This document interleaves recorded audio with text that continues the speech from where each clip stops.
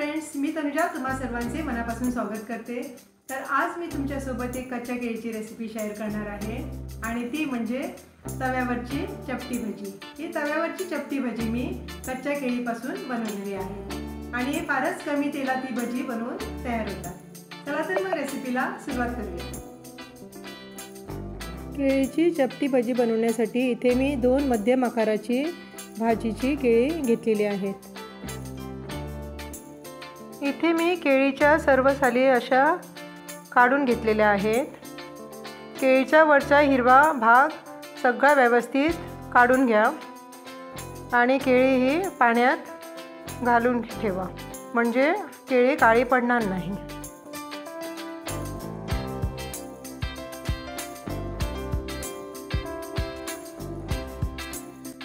आता दोन्ही केळी आपण या किसणीने आता किसून घेऊया।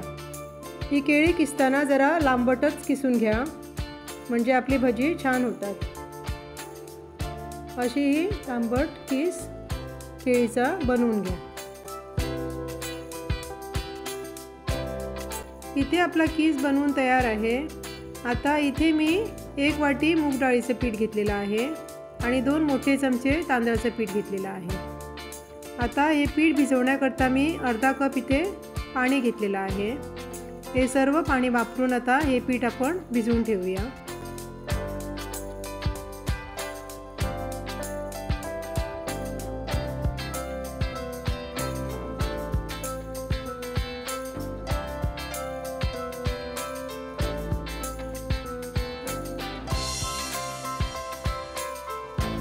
इथे मी 5 मिनिटे पीठ असं झाकून ठेवलं होतं। आता यात मी 4-5 हिरव्या मिरच्या बारीक चिरून घातलेल्या आहेत। थोडीशी कोथिंबीर बारीक चिरून घातलेली आहे। 2 मोठे कांदे असे लांब पातळ चिरून घेतलेले आहेत आणि यात आपण आता बाकीचे मसाले घालून घेऊया। इथे मी थोडंसं मीठ घातलेलं आहे। एक दीड चमचा मीठ घातलेला आहे।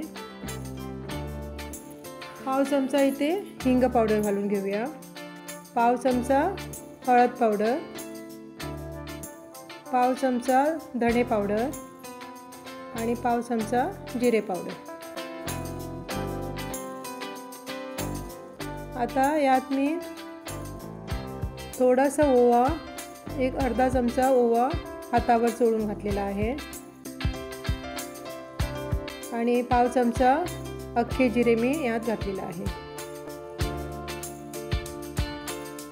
हे सर्व आता व्यवस्थित आपण मिसळून घेऊया। हाताने हे मिश्रण असं व्यवस्थित मिसळून घ्या। आपण जसं भज्यांना पीठ भिजवतो त्याचप्रमाणे हे पीठ भिजवून घ्या। इथे मी फक्त 1 चिमूटभर खायचा सोडा घातलेला आहे, म्हणजे आपली भजी छान हलकी फूल होतात।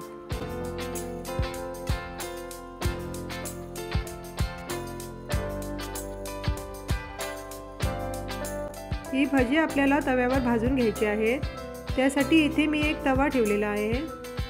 आता तवा गरम झाल्यावर त्यावर थोडंसं तेल घालून घेऊया आणि तेल तापल्यावर अशी ही चपटी भजी आपण घालून घेऊया। तव्यावर आता मावेल तेवढी ही भजी घालून घ्या आणि झाकण ठेवून आता एक बाजूने ही भजी व्यवस्थित भाजून घेऊया।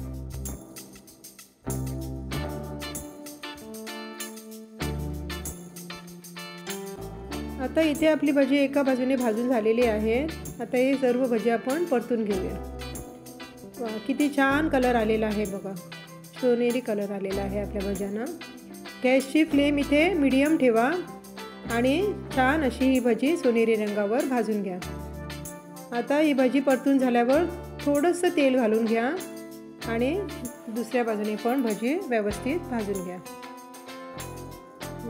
अशी दोन्ही बाजूने व्यवस्थित भजी भाजून घ्या।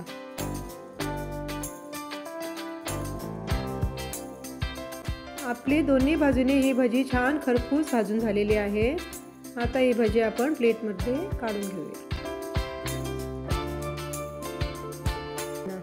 ही भजी वरून कुरकुरीत आणि आतून मऊ होतात आणि खायला पण छान लागतात। चला तर मग अशीच आपण बाकीची पण राहिलेली भजी तव्यावर भाजून घेऊया।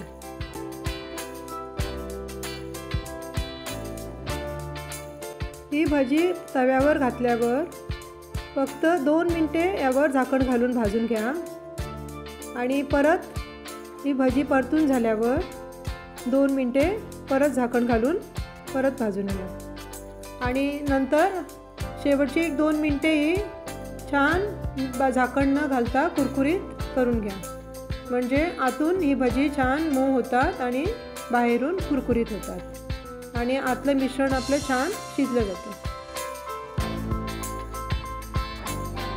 ही भजी तुम्ही डीप फ्रायसुद्धा करून खाऊ शकता। डीप फ्रायसुद्धा छान लागतात आणि कुरकुरीत होतात। असं हे थोडं थोडं तेल घालून छान भजी खरपूस कुरकुरीत भाजून घ्या।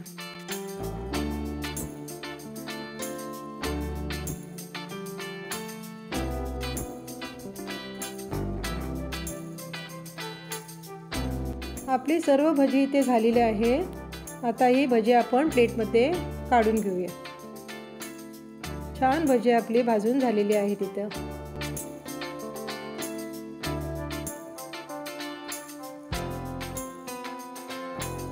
तयार आहेत आपली कच्च्या केळीची चपटी भजी। हे बघा, वरून कुरकुरीत आणि आतून मऊ आणि खायला पण ही भजी छान चविष्ट लागतात। हे बघा, एक मी तोडून दाखवते। आतून मऊ आणि वरून कुरकुरीत ही भजी। मुद्दाम तुम्ही करून बघा, तुम्हाला ती नक्कीच आवडेल। चला खायला या कुरकुरीत भजी। ही भजी तुम्ही जेवताना तोंडी लावण्यासाठी बनवू शकता किंवा संध्याकाळी चहा बरोबर सुद्धा बनवू शकता। मी ही भजी दुपारच्या जेवणाला बनवली होती। तर माझी दोन्ही मुलं केळ्याची कापं आणि भाजी खात नाहीत आणि त्या दिवशी अखिल आला होता आणि मी ही भजी बनवली होती। त्याला ती भजी फार आवडली। तर जर तुमच्या मुलांना कापं भाजी वगैरे आवडत नसेल तर तुम्ही ही भजी त्यांना अशी करून देऊ शकता आणि त्यांना ती नक्कीच आवडेल। तर ही रेसिपी तुम्ही मुद्दाम ट्राय करून बघा आणि कमेंट करून मला नक्कीच कळवा आणि लाईक शेअर सबस्क्राईब करायला विसरू नका। चला तर मग भेटूया आपल्या पुढच्या व्हिडिओमध्ये। तोपर्यंत मस्त खा, स्वस्थ रहा। धन्यवाद।